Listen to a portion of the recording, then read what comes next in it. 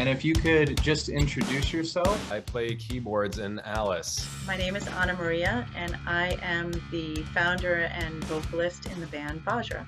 What was the initial start?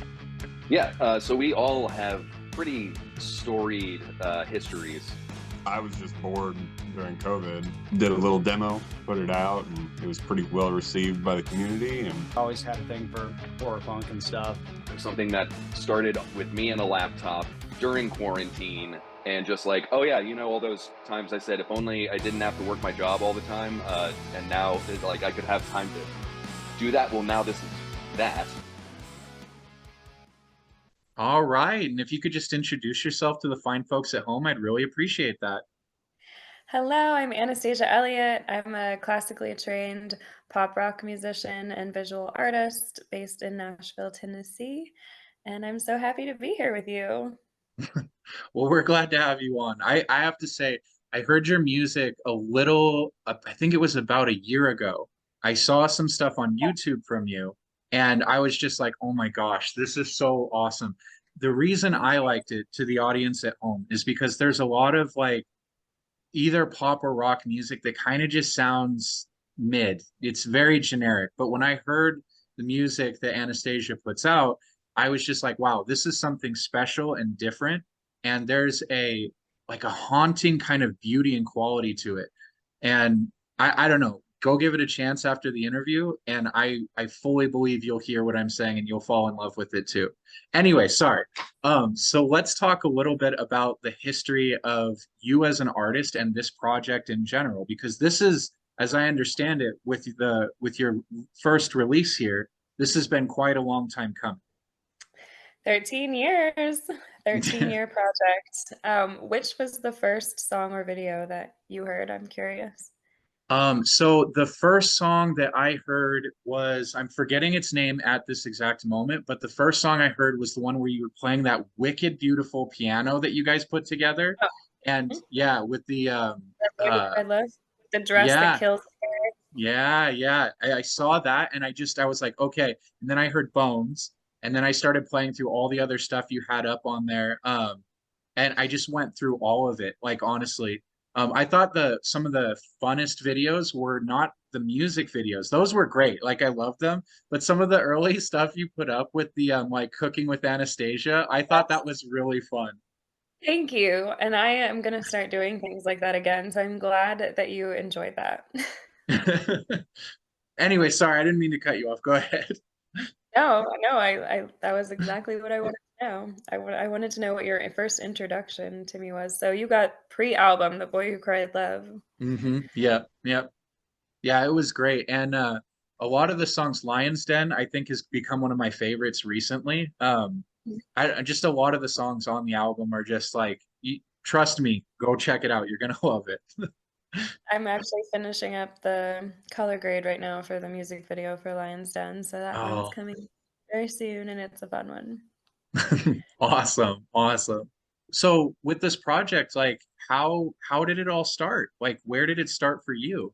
Well, I moved to Nashville when I was a junior in high school. I was 16, 17 years old, and I moved here and started to write and develop myself as an artist, and I spent a good 2 years, I think, writing, and I wound up writing like 200 songs, like as I was in development, like looking for what my unique sound was going to be and like developing my songwriting skills. And then I wrote this song Crash Landing in New York, and I didn't know what I was writing about. I was just kind of, I don't really go into sessions with like, preconceived ideas a lot of the time, unless it's very specific. But this session, I was just kind of flowing. I wrote Crash Landing, and then it was one of the first songs where I was like, this is really unique and special. And like, I was feeling like I was finally starting to like figure out what I wanted to sound like. And then a couple months later, I was in a Southwest plane crash, flight 345, and all the headlines in the news were crash landing. And like, I was like, I manifested this shit. I was like reading the lyrics on the plane. And I was like, it was the wildest experience that had ever happened to me. And at that time, like I grew up in a family that was very not very emotionally intelligent, and I didn't really have the skills to cope with something so catastrophic and traumatic, and nobody around me was very skilled at helping with that either.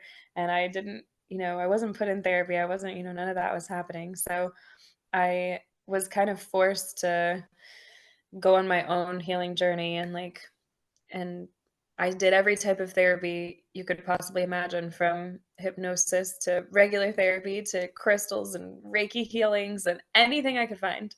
And over the course of the next couple years, I wrote La Petite Mort about all of the phases of trauma and healing that I went through over that time. And so it's very much like a real time account of all of the things that I was experiencing as I was becoming good again. The last song on the record is Good. And then I guess it was maybe a couple years after I started writing the record is when we started making the music videos. And I tend to write video treatments kind of alongside writing songs usually. So it's been many years now of making all the videos.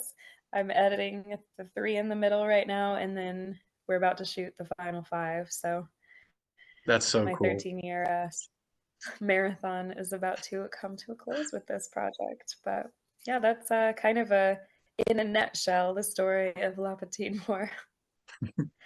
Well, that's wonderful. I mean, obviously not all of it was wonderful. I'm sorry that you went through the tragedy you went through. And you know, that kind of event though, when you talked about the plane crash, right? Like that has to be something that, as you said, deeply inspired like your writing. And I think Mhm. that like I don't know what it was like for you. I've been in car accidents that were bad. I can't imagine what a plane crash would be like. But I remember coming out of like the car crash that I was in and feeling like afterwards, this is something that like is going to change me. This is something that is going to affect how I see the world around me, how I interact with people around me. And like it really motivated me to take different steps in my life. And I can kind of see and empathize with what you're talking about. Obviously, it's not at the same level, but like, you know, Yeah, everything is relative to your own personal experience. I mean, yeah, it definitely changed me in a million ways. Before that, I didn't really read. I didn't really like being outside. And then after my plane crash, I was averaging like 65 books a year. And I became Miss like dirt woman, like medicine lady, like growing herbs and like having a lot of interest in healing. And it changed my creativity. It changed my relationships and how I definitely interacted with people and appreciated people. And I think in some ways it made me more selfish, but not in a bad way. I think that yeah, maybe sometimes that's looked down upon, but I think that you have to live life for yourself. And I think it kind of put me back into never wanting to have a life that didn't feel like it was driven by creativity and inspiration and passion like a child's is, and not making decisions always based on, everyone around me or like what I'm expected to be doing. I have this thing that sits by my bed, this dry erase board that says, "You only live this day once." And I always like remind myself of that. And I think it forces me to like live and make decisions from a bit more of that, like nothing is permanent place. Cause I think when you go through something like that, like especially something as uncommon as a plane crash, it's kind of like you really kind of go a little bit nuts about being like, "Oh, this could really like something could happen at any time," and it really can do a number on your brain. yeah, yeah, for sure. But it also made me appreciate life in a different way. Like I wouldn't trade that experience for anything in the world. Yeah. I so like I just want to say first of all that note that you have on the side of your bed you were talking about that's absolutely beautiful. Like I love like the idea of seeing something like that, like a totem like that you can look at every morning and go like, okay, this is where I'm at. This is how I need to focus. I think that's a really cool to like self-motivate yourself into like always being present. So Yeah, anyways. I really do. Like only every day is the only time you're gonna get that one specific day. So I try to always like keep that in my head and be like, am I doing everything to the fullest? Am I as present as I could be? Am I enjoying myself as much as I could? Is there like bullshit or people in my life that don't need to be there? Like, just trying to keep myself accountable for things. Yeah, yeah. That makes sense. That makes sense. For me, when I was growing up, my mom was at the Pentagon when it got hit during 9/11, and she's Oh alive, wow. but she saw the planes come in and hit it. She was on the other side of the building and watched them come in and hit. And that moment changed my life, forever, as it did a lot of people. And I just remember thinking like, I'm gonna join up with the military. I'm gonna, do all that stuff. And I didn't. I didn't Good. do that. My mom, when she got home that night, she called me. She told me she was okay. And she told me, you can join up if you want, but I want you to go work at this place before you decide to do that. So that summer, I went and I worked for the National Cemetery Administration. And a lot of my friends that went overseas that, that first year that everything happened, because they were older, I ended Mm. up putting a lot of them in the ground. And Wow. for me, that was like an experience where like it really changed how I viewed and interacted with everyone. And it really brought home what you're saying about how you really do only get this one chance at life. And you do need to live it for yourself. You do need to, pursue the dreams you have. You do need to go after those things because tomorrow might not come. And I forgot that message for a little while until, this last year, which is the inspiration for this whole show. I had a friend who passed away. He overdosed last year. And sorry, I'm not trying to trauma dump on you or anything, Oh, oh, but bring it on. yeah, but he passed away due to an overdose. And I won't go into the details. I won't disclose his name for his family's sake. I love and miss the guy. But that was the second time in my life where I've had that motivation come through and be like, all right, you need to start doing something. If you have a passion or a dream or something, you need to actually just go for it. And you need to find people and artists that are doing the same thing. You need to find those people because they're putting out the same kind of energy, for lack of a better word, and it keeps you motivated. And that's one of the reasons why I really like your music. I had no idea about the whole plane crash thing until like well into listening to your music. And I was like, okay, there's something different, just the vibe of it. It's really beautiful and haunting. There's a lot of classical elements, but there's also really strong pop and rock elements. I think you described it in one of your commercials as like a whole bunch of these different things like Queen and everything else. And I was like, okay, yeah, I see all of those influences kind of like flowing through it. And I was like, this is something different and special. And that's why I reached out to you to be on the show in the first place, is because as you can see by the name of the show at the bottom, we tend to deal with darker, bands, but not exclusively. We deal with bands or artists such as yourself that understand in the way that they create that life isn't always roses, and sometimes like going through the artistic process and coming out the other side produces very beautiful art. A lot of the artists that I have on are horror punk or metal or whatever else, but I also really have a strong love of pop music. In particular, I know you said pop rock was how you would describe yourself, that they touch on the same soul as blues. And that's what I get from your music. It's not necessarily that it's like blues driven, but like it has that same soul. And I really Mm. appreciate that. Sorry, I'm taking up so No, much time. I think that I struggle with even having pop in my name sometimes because I care so much that my music has soul, and I think sometimes pop can be a little vapid, um, or soulless, or like perfectly crafted to be what it is. But I think that my melodies can be like catchy or like in the pop realm, but I think Oh, our they're production definitely and got stuff. strong hooks. Thank you. I think our production, though, definitely the production piece for me leans more rock, and our new music that we're finishing right now is leaning heavier into the rock space for sure. That's But awesome. I just Yeah, can't help myself to write hooks. That's just my favorite part. well, I've been saying, I think it's beautiful music just all around. And we'll get into like like how it's made and everything in a little bit. But I'm curious, like as an artist, you don't just do the music. Like you're in there on the music videos, like there's a whole image and like everything that you're putting out there. And like I think that's really cool. That is you, as far as I can tell, I don't know how much of your project is DIY, but like it All of appears it. to me, all of it.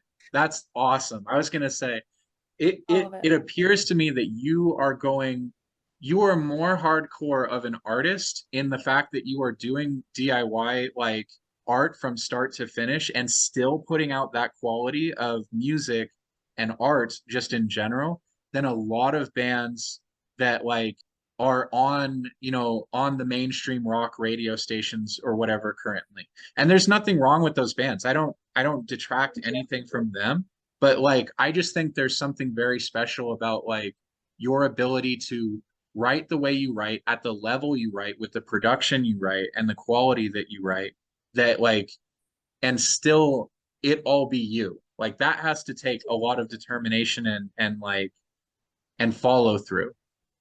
Lots of determination, a slight good sprinkle of delusion, and I think more than anything, it's commitment to my vision and the outcome. Because typically, when I'm going into like create a video, because I do the videos from creative conception all the way through directing, editing, all of it, set design, wardrobing. It's just me and a small team of my mom and my friends and some pretty brilliant friends that I have. And it's a lot of volunteer time and people that come to help us, and it's very much like we don't we don't really like think about at the front end how are we going to pull this off. It's just this is what I want to make and we're just going to figure it out, and I have no clue how it's going to happen, but we're just going to do it. And I feel that way about everything. Like even I was so nervous to put this first album out for so long because I knew I didn't have any support or like marketing budget or a lot of backing, and I was like, I've worked 13 years of my life on this. Like, what if I drop this out and nobody cares about it at all? And then how am I like, if nobody cares about it? How will I keep doing this? How will I make a second project?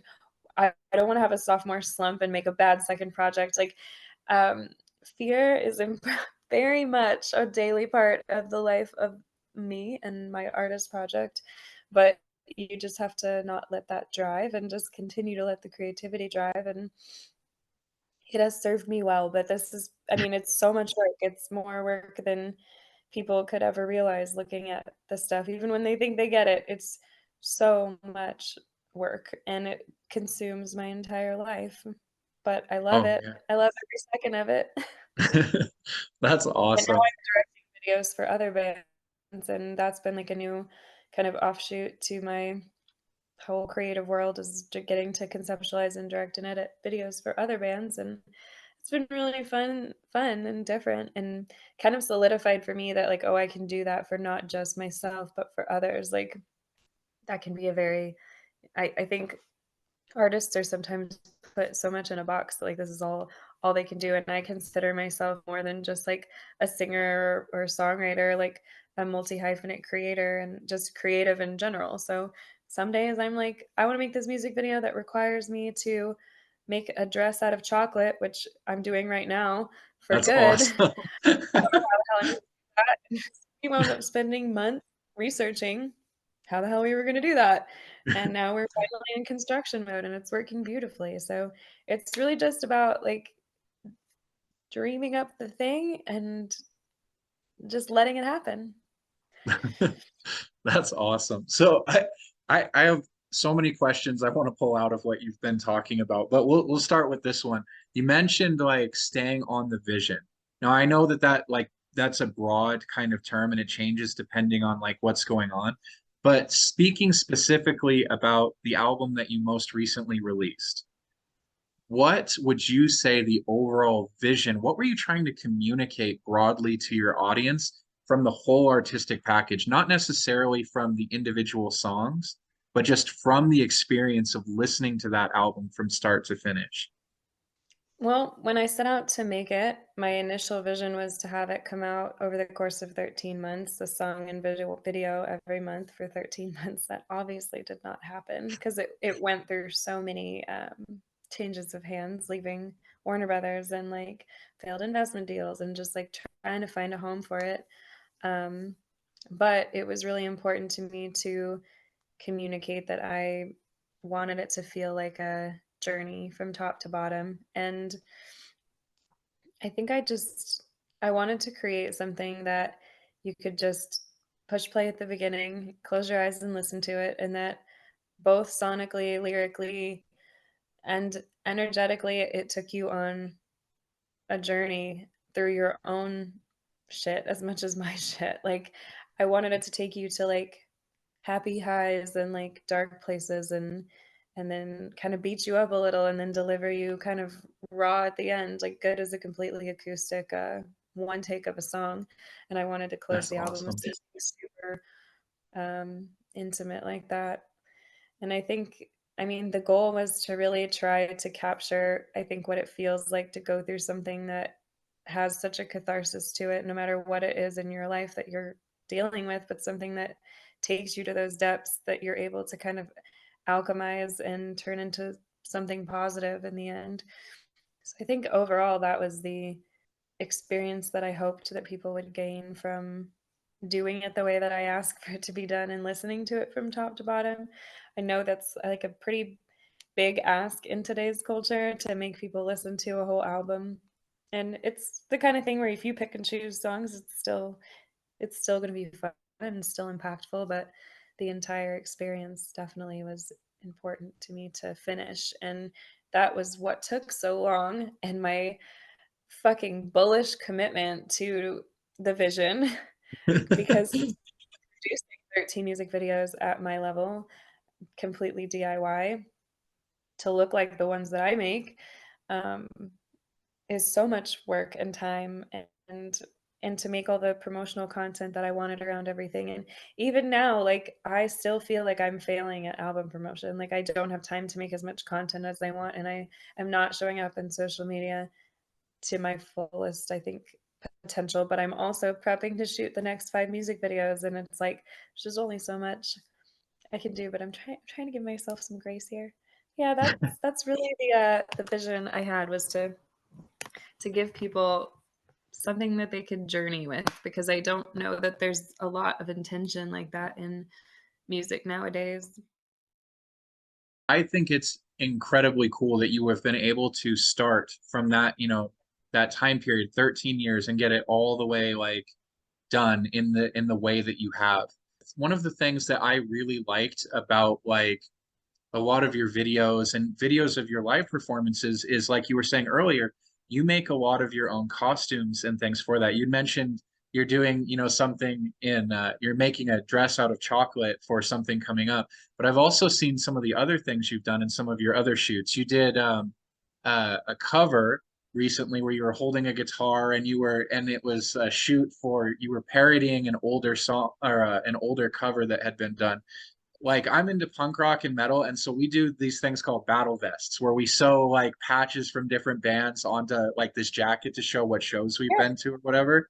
And I've seen how much you've been sewing, and I can fully appreciate the hard work you put into that because man, a lot of the stuff you make, it's like it is next level. It is literally the quality you'd expect on like MTV or on what other video, services have been put out there. And I wanted to like shout that out because I think it's really cool. What led you to want to do that by yourself? It takes a tiny team for sure.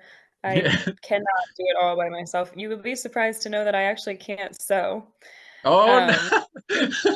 Here I that was is just like going on about it. Oh, it's okay. I glue. I can glue. Depending on how structurally sound costumes need to be, some of them are made better than others. Like my live costumes are definitely more well constructed than some of the video costumes. Mhm. But most of our video costumes are well constructed. But we are a little team of 3 for my wardrobe. It's me, my mom, and Lacey Wooten, who also does my hair.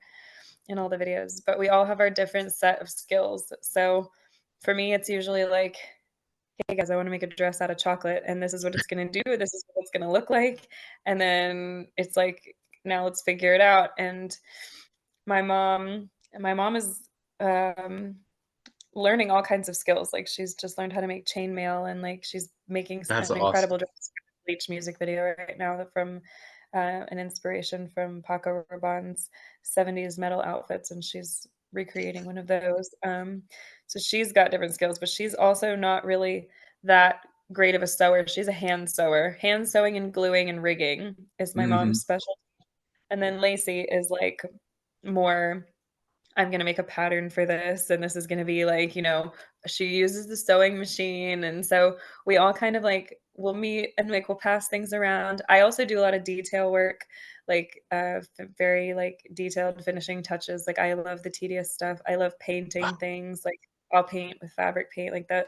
I have my own set of skills around this stuff, but usually depending on what we're doing, especially like I don't have a lot of time to be involved in a lot of like the live costumes. Those Mm. are really all my own. But I'll be like, this is the vibe for the show. Like this is what I want to look like. This is the colors. Like make it. And the music videos we're working on now, I haven't had a ton of time to be invested in certain of ones of the costumes, but I wrote ideas with that in mind. So I will think like, okay, what kind of look will be like pulling to my mom's strengths so she can work on that by herself. And like, Hmm. so there's, it's kind of, yes, doing it myself, but also having amazing team with good skill sets and For sure, good for friends sure. on Well, that and like I think to be fair, like when I was hyping it up as like you doing it all yourself, sometimes people hear that and they think literally, right? Like what I yeah, more mean is like as you were yeah, saying, you're no, putting we your don't have team. backing. Yeah, Yeah, we are, family and friends. We are DIY and we are doing it ourselves. for And sure. like for Bones, for instance, that costume, I wanted the outfit to be almost like this cannibal queen had salvaged these things from the plane crash, and like we wound up making the top and bottom for the piano scene out of latex because I wanted it to look like human skin that I would have tanned and stretched. And there's human teeth in on my rings in that video. And like I researched looking, I my search history during videos is the weirdest shit ever. During that video, I was surprised I wasn't put on some watch list because I was looking for real human bones. I really wanted to incorporate human bones in my costumes, but they were really expensive, so the spine on my back, they're animal bones. But yeah, the amount of time that goes into, like, researching and prepping and sometimes then shifting ideas is a lot. Like the queen dress for London, the big white Mm, dress, that was that an was incredible. beautiful, by the way. Thank you. That was an incredibly time-consuming costume. The cones of paper that make up the skirt were all made from geometry textbooks that we got at like a secondhand store, and we like adhered them to um, almost like stiff things that you would put inside of fabric. So we like had to glue like sheets and sheets and sheets of this stuff and then make all the cones and like it's assemble them on the skirt, and then we made the top out of a mannequin that we like dremeled, and it was broke like two dremels. And then crash landing, that spacesuit actually originally was a pink denim jean jacket that we took That's apart. no way. We adhered this vinyl like pleather to it, and that jacket I think came out to be like 200 hours of uh, creation time. Um, but yeah, each video, like the jacket for Masquerade, I didn't personally custom make anything for that video, but I had this famous painter friend of mine that I loved his work. He did the cover for Masquerade too, the body paint, and I wanted him to be the one to do that costume. So I sent him the jacket, and I was like, paint the story of the song on the jacket. And so depending on the project, like the costuming is different for each one, but Mm, it's definitely one of my favorite parts. It's just I think every element of video, whether it's like the wardrobe and costuming, the sets, like where we shoot it, how the style of shooting, the edit style, like it's all different forms of self-expression and like trying to create a overall feeling. I'm thinking about one of your music videos specifically, since we've been talking a little bit about the costumes and stuff. And the song right now is escaping my mind, but it's the one where you are talking about like different lifetimes, and there's the London, woman in the huh? London, London. Yes, I believe so. Yes, I believe so. And there's a scene where like you're off in it. I don't know if it's the future or the past or if it's like an alien planet where like, and I believe the song is touching on like reincarnation. So Mhm. what I'm curious about is how is reincarnation something you believe in? Is it something that like, are you a spiritual person at all? Like, why tie that into your music? How did what was the inspiration for that? I would definitely say that I'm spiritual. I'm more on the woo-woo spiritual side than anything, but I think it's all a grand mystery. And when I did mushrooms earlier this year for the first time, I definitely felt even more like this is just some big grand mystery.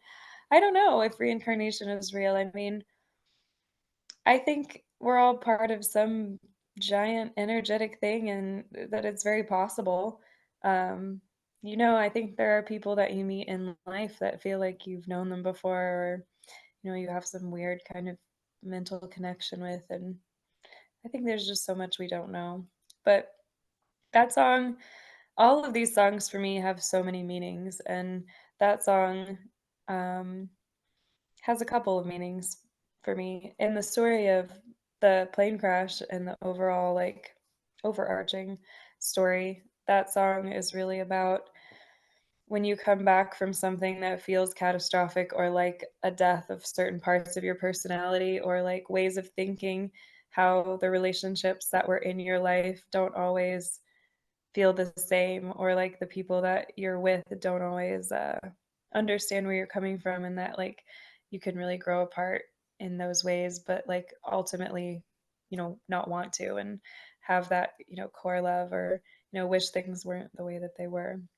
I Mm, definitely had plenty of relationships that I didn't feel aligned with after I went through that experience. So in the overarching story, it's more about that than it is about reincarnation, but the entire series is meant to be watched and, interpreted in your own way because it is supposed to kind of be like, is this a fever dream? Is she yeah. immortal? Does she time travel? Like, what is happening in this whole thing? And hopefully by the end, you can make your opinion on what you think it is. But yeah, I think I'm fascinated in all kinds of things like that. I actually have a medium that I go to, That's and awesome. I love her, and I didn't know that I really believed in things like that before I met her, and she told me things that nobody could have ever known or Googled about me, and she's wild. I've sent like 40 people to her that have all had life-changing kind of experiences. So I think, yeah, I'm just open-minded person. I hope that there's some kind of weird, cool magic there. Like I would love to be reincarnated. Yeah. Well, oh, speaking of the medium, then, have you ever attended a séance? No, but I would love to. And my music video for In the Dark is a seance. So the one I'm editing right now. So I got Oh, to okay. kind of bring that to life in a movie magic kind of way. For sure. So since we're talking a lot about like the overall vision and like the different artistic elements that have gone into this project, but one thing we've kind of danced around a little bit is the songwriting and how it actually happens. On that level, do you start usually with lyrics or do you start with instrumentation or is it just an overarching idea? Like where do you come from in the writing process? I think that it varies, but is there are things that are consistent for me. I'm definitely more of a music and melody person than I am a lyric person. At least that's what I consider my strengths to be. So typically, definitely when writing this first record and most of our new music, I always start with some sort of music base, and that's not just like piano or guitar. Like I build out a track with whoever I'm working with, and I prefer to like write melodies over something that feels a little bit more polished and finished because I think it pushes my melodies to more interesting places than just writing on an acoustic Yeah. instrument. So I typically build a track and then I write the melodies and then I write visuals actually. So typically a session will be like working on the music bed and then writing melodies and then kind of thinking about like what does this make me see and feel. Like it's Mm, rare that I come in with like a this is what I want to write about today. It's more like what does this sound making me feel like? Like what visual am I getting? And interesting. then kind of write lyrics to describe what that is and to get to that feeling. I feel like I write a lot more from like a flow state than I do like a place of thought out preconceived intention. But so that was definitely how we wrote the first record. It was just kind of like in session processing. And then the EP that we're finishing up production on right now is the same thing, just Mm, 7 songs that we just kind of let flow about the stage of life that I've been in this past year. And then the next project, though, is completely the opposite. We're writing our second concept album right now, and I've been researching for that album for like a year and a half. A lot of very intense research. So that album is the complete opposite. There is a very strict kind of like framework that I've made for it and that I'm playing in. So it's going to be a very different type of writing. And then there's also writing that I do where I just pick up a guitar in the middle of the night sometimes and write a song, but none of those have seen the daylight so far. They're all in my journal, but I think that won't be the case for record 2. I think some of those ideas will come to the surface. The writing style definitely changes, but I am music melody concept strength, mm, and I love co-writing with I co-write a lot of my music, and I love co-writing with people that are like where like poetry and lyrics are their strength because I don't like people to write melodies for me. I do not mm, like I'm not really interested in collaborating so much on that stuff. You know, sometimes someone will have an idea or like tweak a melody where you'll be like, yes, that was what it was missing. But typically I like to be Miss Melody writer. So I like working with people who love the craft of words because it's a mm. less common thing, I think, than people who are more musically strong. So that's typically how I like to design my sessions. Okay, okay. The idea of like waking up in the middle of the night and writing something down or hitting record on a phone, that's an incredible habit to have, like just as any musician in any genre. A lot of people don't have the discipline to do that, not, not knocking them, but like I've taken to a practice where I'm writing lyrics to songs, one song every night for the entire year, and Damn. almost none of them are going to see the light of day. Like you were saying, a lot of them are just, whatever. Most of them are going to be garbage or whatever.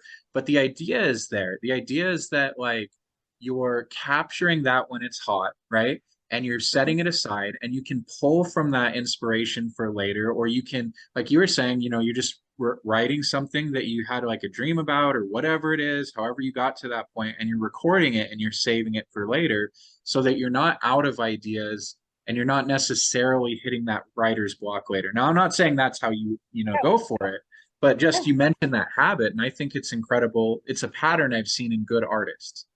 Yeah, I think it's important to keep it flowing, and I don't force songs. So, like, I have more verse choruses that have never been touched. Like, there's no Yeah. verse two, there's no nothing. They've never been looked at again. I think it's important to just like keep that flowing. And I currently right now have 412 unnamed voice memos on my phone, which is the worst practice. And I need to spend a day just listening through them, labeling the good ones, and trashing the bad ones.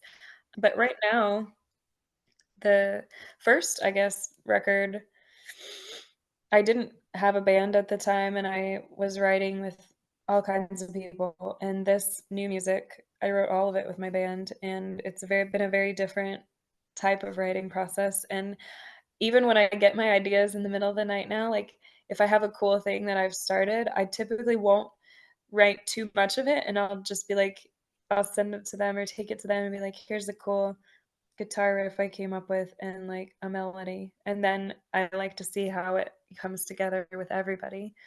So Okay. Well, that's cool the because then it's current, like it's a semi-collaborative thing you're doing where like you might have the genesis of it, but you're like working with people and expanding it out. It's very much your music, but like work like you said, working with that band is a different situation than doing it as a like a instrumentalist writing the whole song from start to finish on your own or working with people that are coming and going. yeah, it's very different. And I think like on record one, there is one song that I wrote completely by myself, lyric, melody, everything, Crimson and Violet, and it's one of my favorite lyrics on the record. But I don't really know what happened that day. It just kind of like whoosh, it just kind of flowed.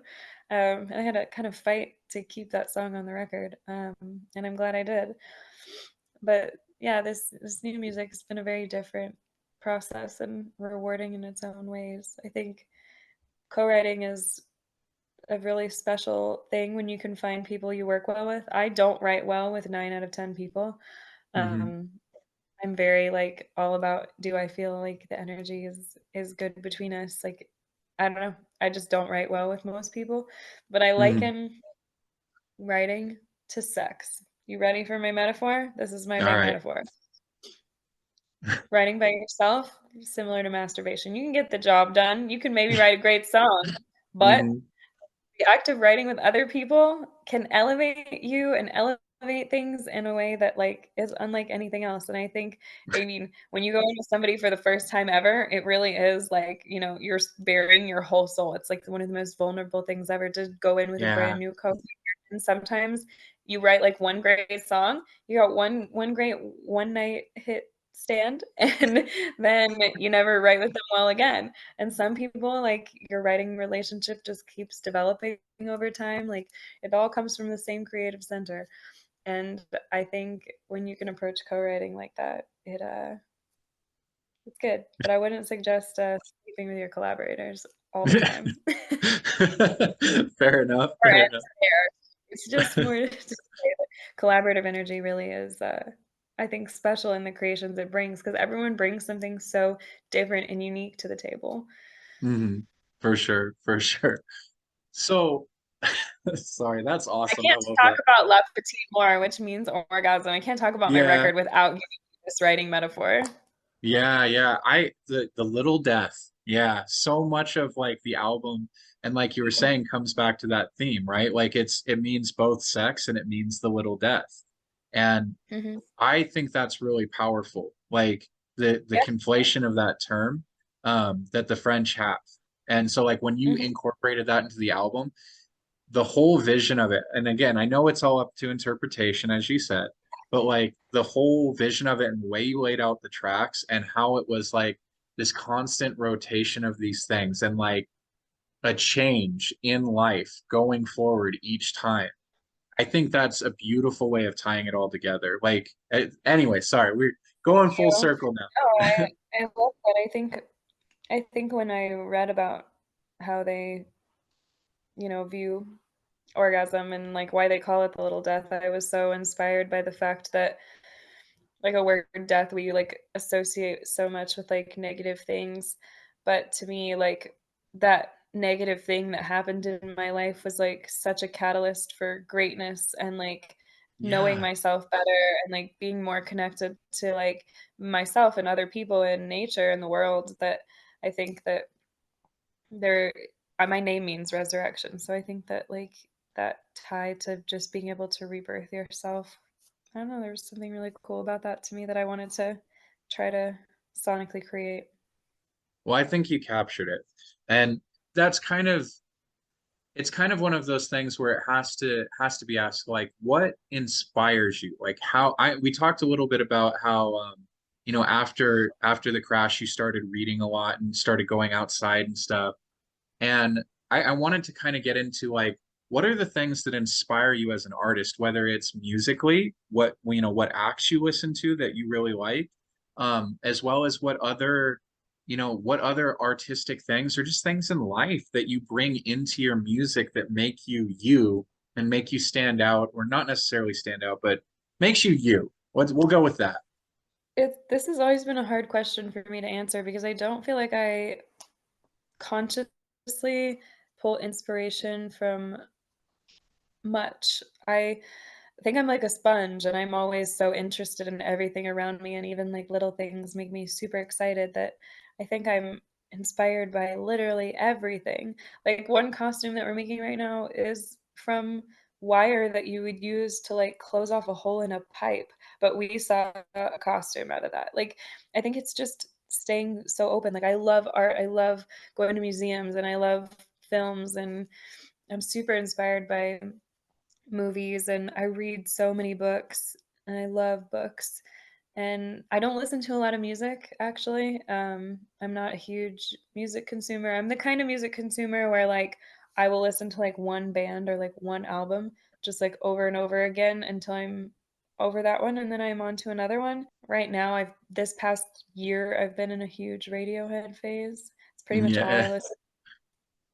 I I grew up on 80s music, Queen and Bowie and Annie Lennox and Pat Benatar, and like very Mhm. strong theatrical vocals and visuals, and like people that were super limitless in their creativity, and around the opera and the symphony and the ballet and those very like grand scale dramatic productions. And I think that probably shaped my like artist brain and my like love for dramatics more than much of anything. And now I feel like inspiration for me is just staying excited and curious about every single thing around me and surrounding myself with all the weirdness I can think of. I like see everything as an adventure. Like I would say yes to everything. I love learning. I love trying things. I'm just always trying to like love and live life to the fullest. So I think you gotta inspire yourself. Yeah. That's awesome. Like I think, and again, that goes back to that mantra, the thing you keep next to your bed, right? Like every day is a new day, and you want to keep moving forward in those artistic pursuits, and you want to see the world with those new eyes. Also tying into the name of your album, and like that constant like re-seeing the world, being reborn, you know. I think that's awesome. Whether it was intentional or not, I'm making all these mental connections right now, and I'm like, oh, that's so cool. Thank you. Yeah, give them to me because sometimes I confuse myself so much. So then when I hear other people say them, I'm like, huh, that's well deduced. That is right. Yeah, That is correct. That is why I do that. Sometimes I don't always know. for In my sure. brain is sometimes like I think I'm always like slightly high on just my own brain. Like it's really chaos up there. The most ADHD chaos type brain you can imagine. Well, that's okay. That's what makes you interesting, fun, and unique and interesting. Like you mentioned in your inspirations, Queen and David Bowie and Pat Benatar, and you also mentioned classical music, and like throwing those things all together, it does create that really unique sound. It does make you sound like you. Yeah. I wanted to actually ask you about this when we were talking a little bit about the songwriting, but it slipped my mind, so I'll just sneak it in now. Are you a person that's very comfortable with music theory, or are you more of a feel person? Because your music is incredibly harmonically and melodically complex. And I cannot believe that that's all feel. I'm sorry, I can't. Um, well, okay, this is the best way I can describe it. I mean, I grew up studying classical music, so I did Okay. study classical piano, and I was in like theory and that a lot. But that was a long time ago, and before I started writing songs, I kind of I don't really think about that stuff, and it really Okay. is feel, but at the same time, I had that knowledge at one point, and I think that formed like my musical Yeah. brain, but I couldn't tell you like it's actually really cool for me to play my songs to people that are very music theory heavy and have them point out things and be like, God, that choice was really interesting, or that was so weird, this thing that you did here. And for me, I couldn't tell you what that thing is 9 times out of 10. It's just what sounded and felt right to me. And Yeah. a lot of that is just like, yeah, just always being like, what could I do here? That's really cool. And just like letting it flow. It's kind of like setting up like my young years of studying classical music and stuff was like setting up my ultimate playground and then just being like, okay, now I'm gonna just play and not think about it too hard. But I think that's where a lot of my interesting choices come from, is that I don't think so hard about the music theory, that it makes me make choices that maybe people that knew what I was doing wouldn't make, Mm, if that makes yeah. So you sense. had the tool set, but you don't necessarily rely on it. Like it's something that you were trained in a long time ago, but now you're kind of feeling it. And because you're used to the way that that kind of dynamic worked, it becomes like ingrained in you, but not necessarily something you go to.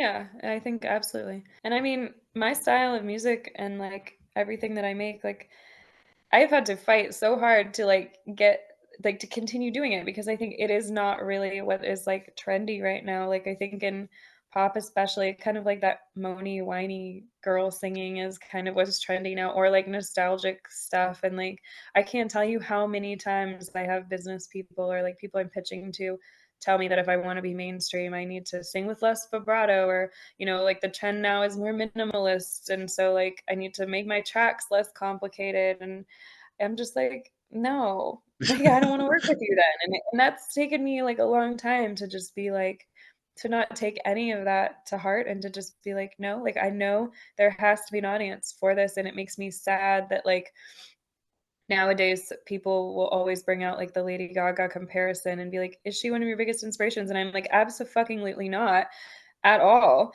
And but at the same time, I'm like, they'll be like, aren't you concerned that like, playing piano and having a strong voice and being really fashionable and visual is like, you're basically a Lady Gaga copy. And I'm like, then you didn't listen to my music and you didn't watch my visuals and you don't know Right. Lady Gaga's project either. And to me, that is more of a comment on our music culture, that like there's one other artist that you can Yeah. compare me to that plays piano, that is musically talented, that has a, very strong voice. Like back then in the 80s, like that was what was common. And it like Yeah. makes me sad that like, I mean, there are artists out there doing cool things like that are theatrical and dramatic, especially when you're getting into more like the metal world and looking at bands like Ghost and like I was even gonna like the bring them up. darkness, like the Ghost and the darkness, and like, but there's not a lot of females filling that space. Like Mm, I don't think females are given really that, as a possibility right now. Like that's just yeah. not what is being modeled. And so my goal as an artist is to like fill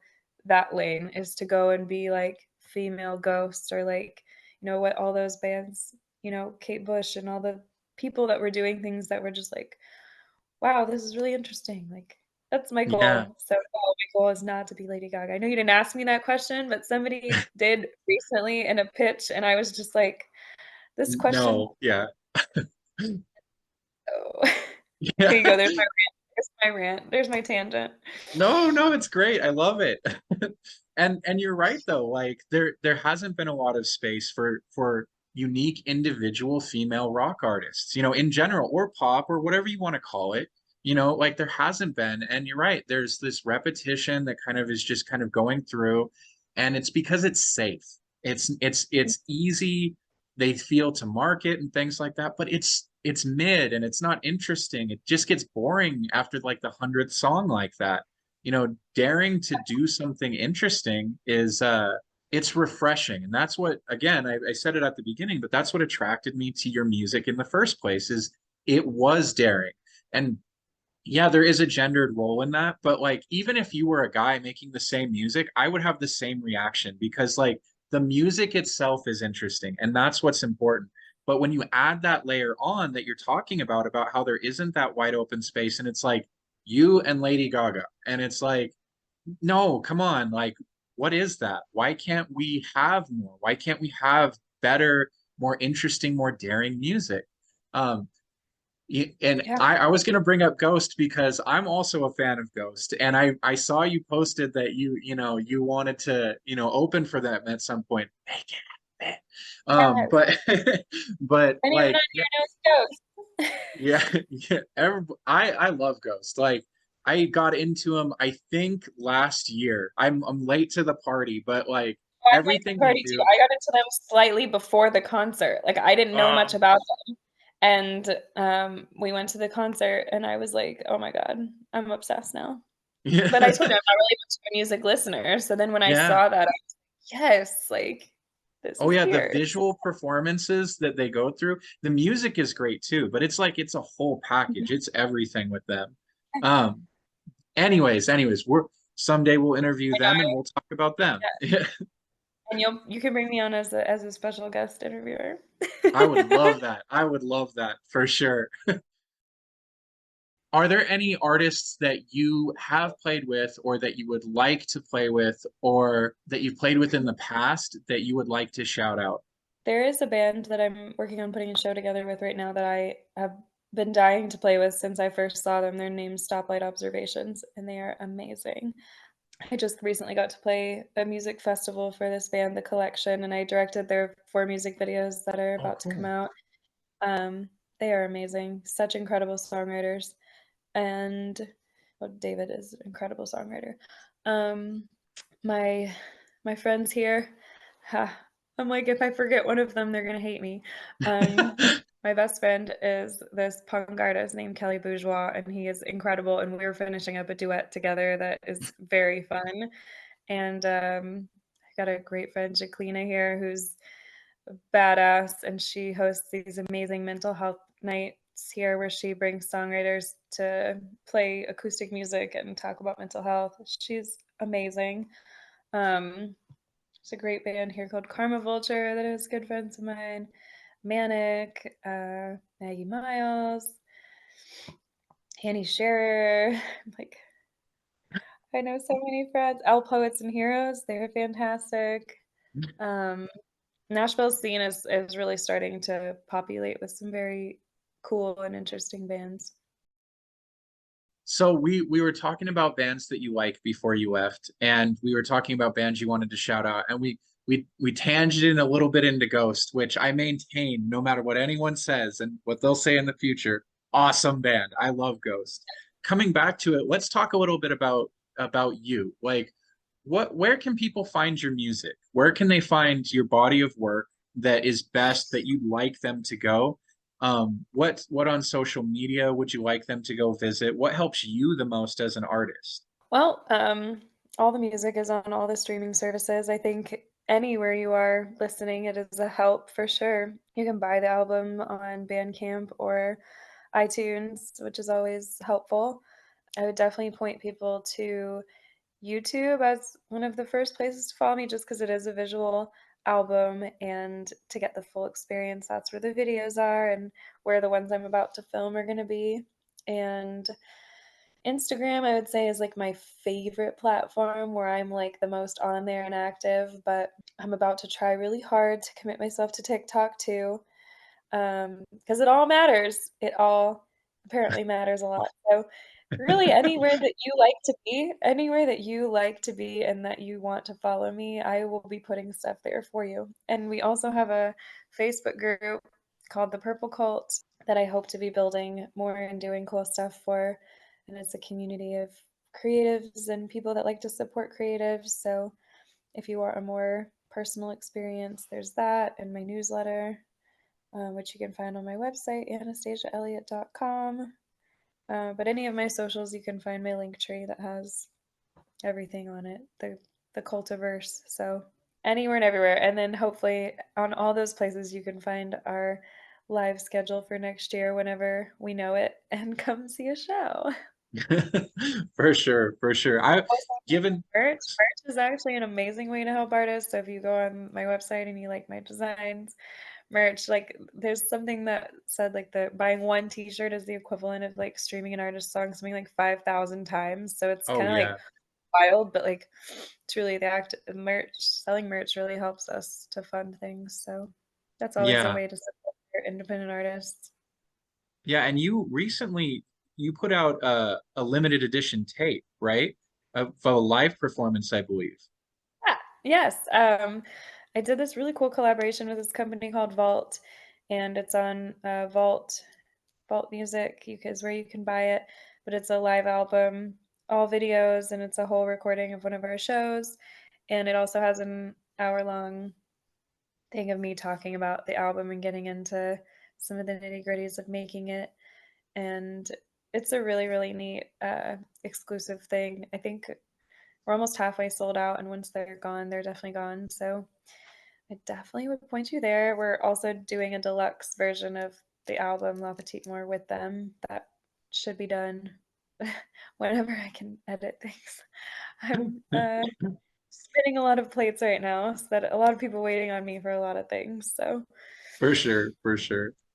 trying my best to get them done. But at some point, that will be there too. God willing, by the time this interview comes out, the deluxe album will be sold out, and this doesn't even matter what I'm saying right now. The point still stands. Go support There will artists, be buy their something merch. cool. I can tell you by March there will be something cool I'm doing. So if you find me on any of those platforms, you'll find the thing. We also Okay. have AR enabled, the first AR enabled artist merch that I've launched, that my t-shirts come to life when you scan them, and when you buy anything, I send you like one of my cool AR enabled cards.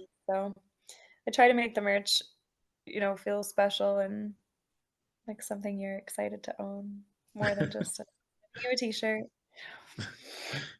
For sure, for sure. Well, she already mentioned to the audience at home, she already mentioned she has a band camp, and band camp on Friday gives 100% currently of the profits to the artist. So if you're interested in going and purchasing that music, the other platforms are great.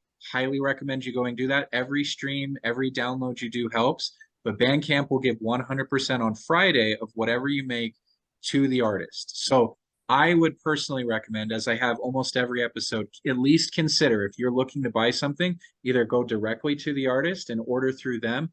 But if you can't do that for whatever reason, consider going to Bandcamp and downloading their album. Or if they have a physical copy of the album up on Bandcamp, which I believe you said you wouldn't be having for this album, right? Like this is going to be digital only. Okay, I will at some point have a vinyl. I can't not. It's part of the complete vision. And you know what I said about seeing my vision through, but it's not like immediately happening. Maybe by March, maybe by the time this comes out, I will have done it. I'm getting a lot of requests for vinyl, which makes me want to do it. It's kind of like gauging interest and if that initial big spend is worth it. But once I finish the music videos and those are off my plate, maybe I will be able to press a small run of vinyls. So There you I go. would It love to. might happen. It might happen. Keep pushing everyone at home if you like Yeah. vinyl. In any case, go and support artists where they are. Go stream their music if you can pay for them. I know as an independent artist myself, one of the things that really helps me is when people financially support me. It's not we don't necessarily do music for money. Obviously, like it's a very expensive thing to undertake. And every artist that does it not for the money. There's no delusions of grandeur a lot of the time, whether they're as talented as Anastasia or not. Most artists understand that this is something we're doing because we love it. But that said, it helps us be able to continue to do the things we love when you support us financially. So please, I would encourage you, whether again it's streaming or buying t-shirts or other merch, or whether it's downloading music directly or maybe that vinyl, if whatever it is you can do to help an artist, please go and do that because we don't get good music if we don't support good music. Record industries are the record executives are betting on safe music right now, and a lot of that's really good stuff, but a lot of the time it's also not. And we know what we get when we go to those things. So please go and support independent artists in any way you can. That's my little rant about that. Very Anastasia, true. And follow, not just streaming. Like go follow yes, on Spotify because yes. those are the things that tell Spotify that people care, like more than just like liking a song or adding it to the thing. Hmm. When you actually go and follow an artist, it really does help a lot. Yeah. Thank you, Anastasia, so much for being on here. I really appreciate you giving up your time and coming on. And like, it's been such a blast talking to you about all these different things. And sometime we'll just talk about ghosts because I could go for hours on that. Yeah, we can have Ghost Appreciation Day. Heck yeah. All right. Thank you so much for staying to the end of the episode. I really appreciate it. My name is William Hamilton, and I've been the host of this episode of Heartfelt Horror here on the Heartfelt Horror Media Network channel. We really do appreciate you guys staying to the end of these videos.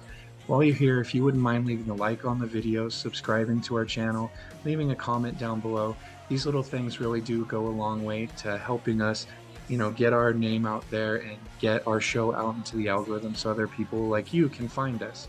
So if you wouldn't mind doing that, we'd really appreciate it. Also, if you're looking for other ways to support the show, we have a Patreon. The link for that is going to be down here. You can copy that into the search bar and you'll find our page. Our Patreon is for $5 a month. For $5 a month, you're going to be able to help us buy all sorts of new equipment. You're going to help us be able to save up for different kind of developmental processes that we're going to be using to bring you new and different kinds of content besides these interviews. So if that sounds like something that interests you, please consider it. Again, it'll be $5 and the link to the Patreon is going to be down there below. So thank you so much for your time and have a nice day. Bye.